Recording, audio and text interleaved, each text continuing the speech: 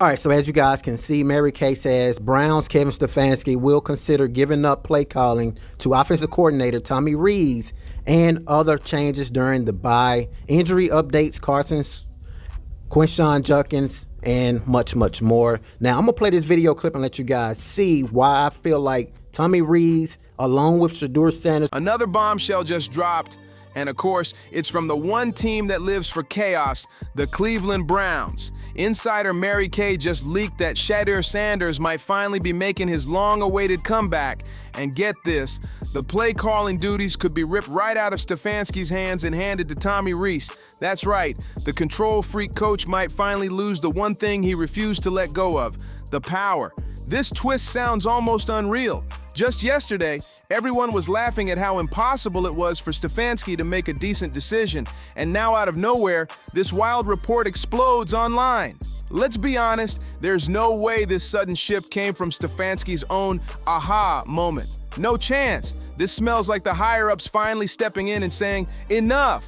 It's like the Browns front office finally woke up and realized the fans were done watching the same boring disaster week after week. Mary Kay hinted that if this move is legit, it's a clear attempt at damage control, not strategy. The timing screams desperation. The fans have been fuming. The critics have been relentless, and now the franchise is scrambling to calm the storm before it gets uglier. But if it actually happens, this could go down as one of Cleveland's biggest turnarounds in years. The return of a fallen hero, Shedeur Sanders. His comeback has been written in the stars for months, and everyone saw it coming, except the stubborn ones calling the shots. The offense, a complete mess. The chemistry, gone. The fans, checked out. Bringing Shedeur back isn't just a choice anymore, it's survival. The Browns are drowning, and this might be the only way to pull themselves out.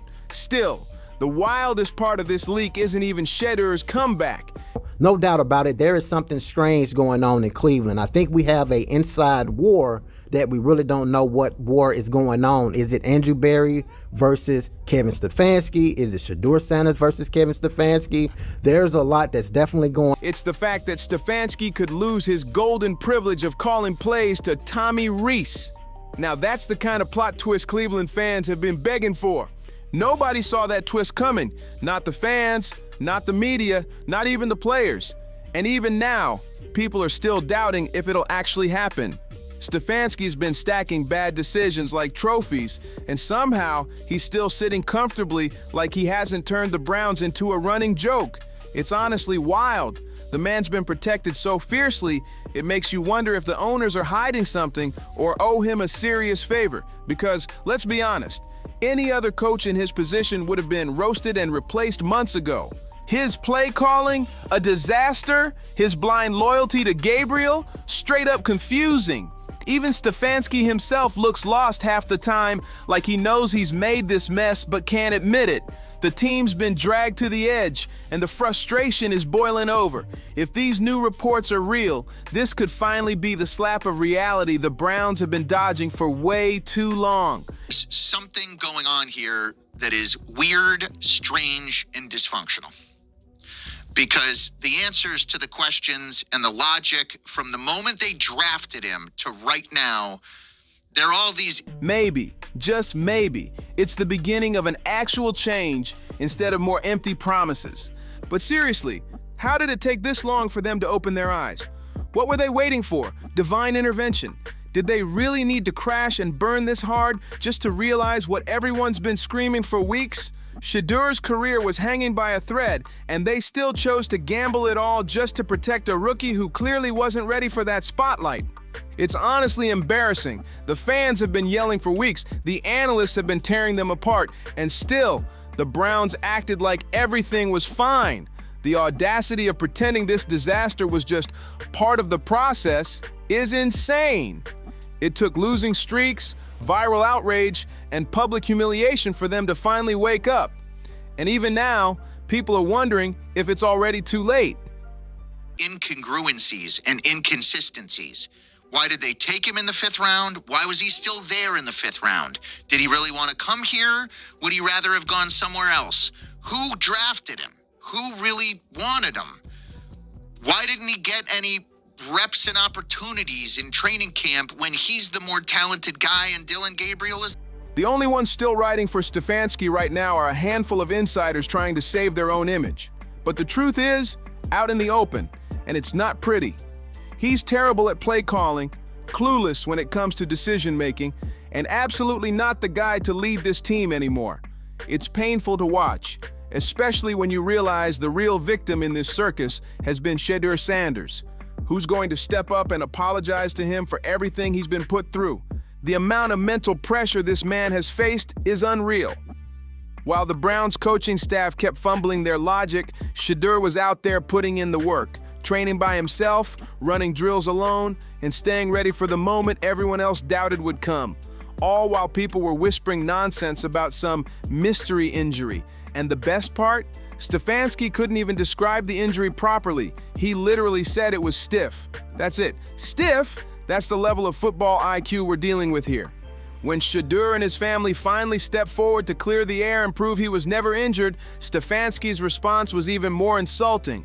He brushed it off like it didn't matter, saying Shedeur wasn't his focus right now. Not his focus? Then who is? Dylan Gabriel? The same rookie who's been struggling to keep it together while the whole team crumbles around him? That's not leadership. That's negligence dressed up as strategy. Here we go. Y'all start us off. If you're here, you're here. Okay. And coming up high. Good? Here we go. Eyes down the field. Set. Good, we're reading those seams. I didn't think I was in harm's way. Standing over here. Hey, we're going to do a lot of work when we climb up, is keeping this thing on that now. These now that are going to be tackling you, it's a different world, you feel me? It's a different world. You see Myles Garrett walking around with his shirt off? We got to have that ready to roll. You know I'm mic'd up. I hope that makes it. Ball's on the right hash. Quick game. Push our timing on this. Ball's out. Good spot. Switch sides. Good timing. Hey, that's the timing we're after. Good rhythm, baby. I fucking love that. Hey, switch sides. So right away, we're not just going here. Our eyes are still here, and now we're reading that, and now we're coming back. Perfect. That's exactly what I'm talking about. Stefanski had one of the most electric young quarterbacks in the league ready to light it up, and instead of letting him play, he benched him into oblivion. While the team fell apart, he clung to a broken system and blamed everything but himself. The disrespect Shedeur endured, the rumors, the shade, the silence. It's outrageous. Let's call it what it is. This situation has been completely unfair. Shedeur deserved better. From the coach, from the franchise, from everyone who played a part in holding him back. And now, with buzz swirling that Tommy Rees could actually be taking over the play-calling duties, things are about to get real interesting. Because if that rumor turns out to be true, Stefanski's entire grip on this team might finally be slipping for good.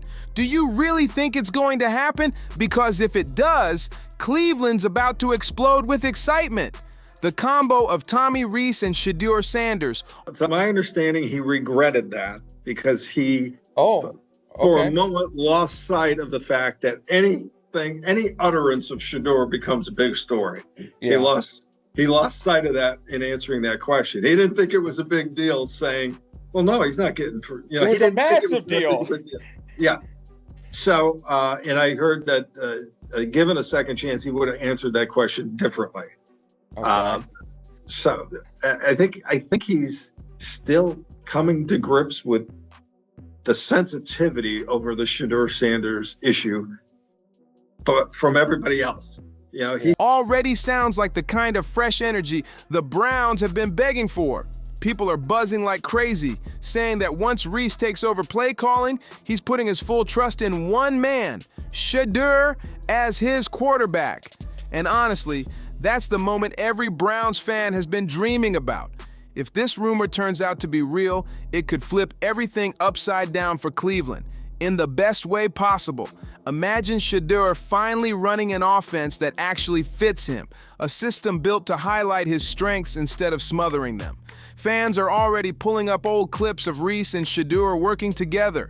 The chemistry, the rhythm, the confidence. You can practically feel how unstoppable that duo could be. If that partnership becomes reality, the Browns might finally stop being the punchline and start being the problem for other teams. Shedeur's got that precision passing, Those fast reads, that quick decision-making, even when the field around him is chaos.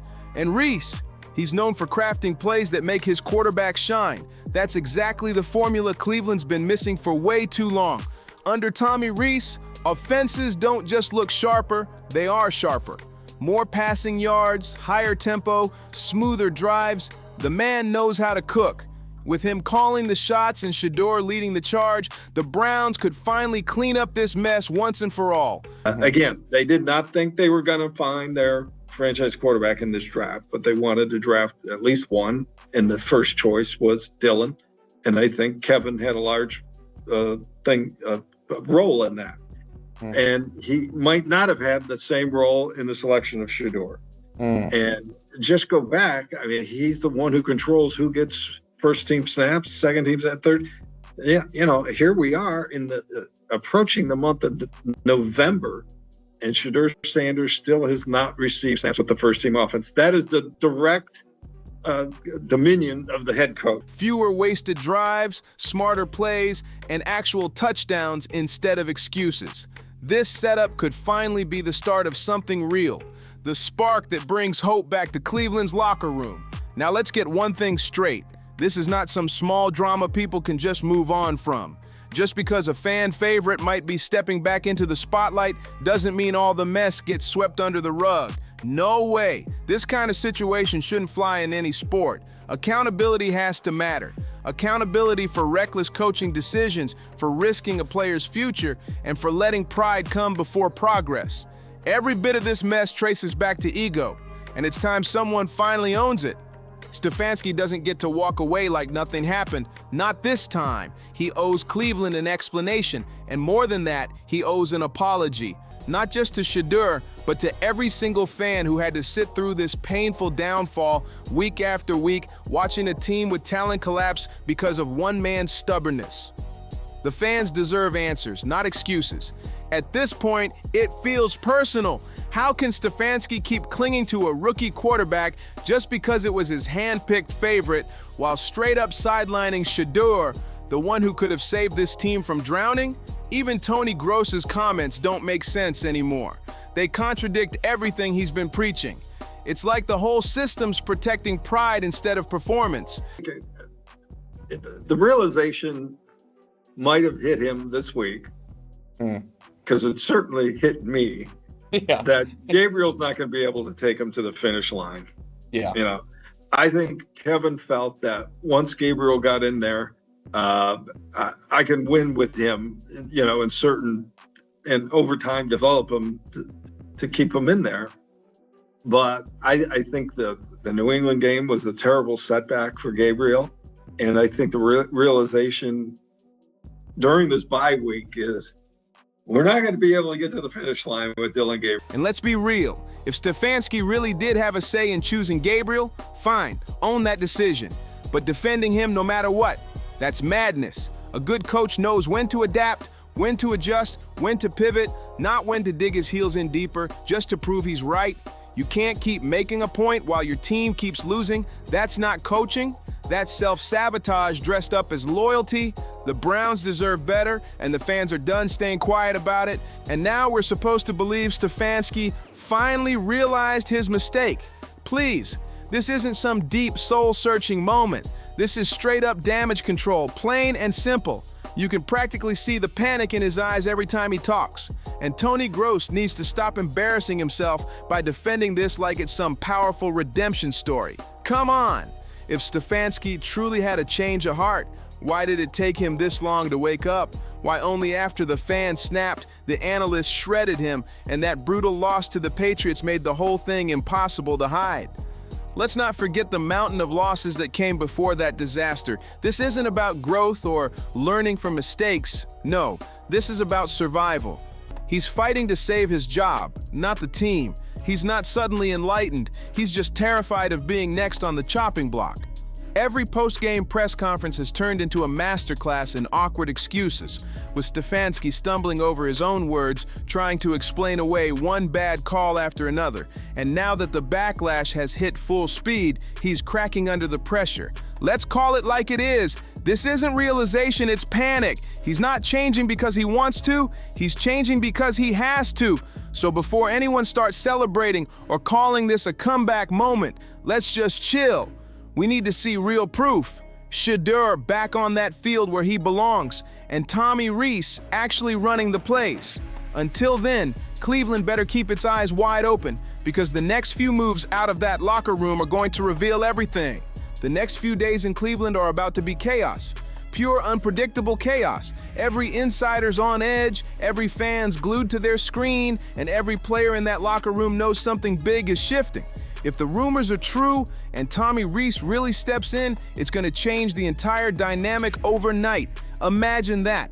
A fresh play caller who actually listens, a quarterback who's been waiting to prove everyone wrong, and a fan base that's starving for a real reason to believe again. But don't get it twisted. This move isn't just about football. It's about pride, politics, and payback. The front office is desperate to clean up the mess Stefanski left behind, and the only way to do that is by giving the fans what they've been screaming for. Shedeur Sanders under center, unleashed and unfiltered. You can already feel the energy building, the noise online, the excitement in every thread and podcast. This city is ready to erupt the moment he takes that first snap. Still, let's be honest, the pressure on Shedeur is insane right now. After everything he's been through, all the rumors, the benching, the lies, this comeback isn't just a return, it's redemption. And if anyone can turn that chaos into fireworks, it's him. The Browns don't just need a win, they need a statement, something that shuts down every critic and makes the league remember that Cleveland isn't dead yet. So here we are, waiting for the spark that could flip the whole season upside down. If Rees really gets the call sheet and Shedeur gets the ball, the Browns might finally have their miracle moment. But if the front office hesitates again, if they mess this up one more time, the fans won't just be angry, they'll be done. And once that happens, no amount of excuses will save anyone's job. Because at this point, Cleveland's not just fighting for wins, they're fighting for respect. The entire league's been clowning them for weeks, and every misstep has turned into a viral headline. But if Shedeur Sanders really returns with Tommy Rees calling the plays, this could be the redemption arc nobody saw coming. The Browns could finally flip the script and remind everyone that they're still dangerous when they stop tripping over their own egos. Fans are already hyped just thinking about it. The energy around the team feels different. Electric, tense, but full of hope. Everyone knows this isn't just another lineup change. This is a power shift. If Rees brings in that aggressive, fast-tempo play style and lets Shedeur take control, Cleveland's offense could finally come alive again. You can already picture it. Big throws, smart drives, energy on the sidelines, the crowd roaring like the city's been waiting years for this moment. And the best part? Shedeur's comeback isn't about proving Stefanski wrong anymore. It's about proving himself right. He's worked too hard, stayed too quiet, and taken too many hits to let this chance slip. This is his moment to take back his name, his team, and his story. The whole world's watching now, and one good game could rewrite everything we thought we knew about this season. So yeah, maybe Cleveland's been the butt of the joke for a while, but not for long. Because when Shedeur steps on that field and restarts dialing up plays that actually make sense, the entire narrative changes. And trust me, when that first touchdown hits, the city's going to lose its mind. So buckle up, Cleveland. This might just be the comeback you've been waiting for. Don't forget to like, subscribe, and share, because this story is far from over and you're not going to want to miss what happens next.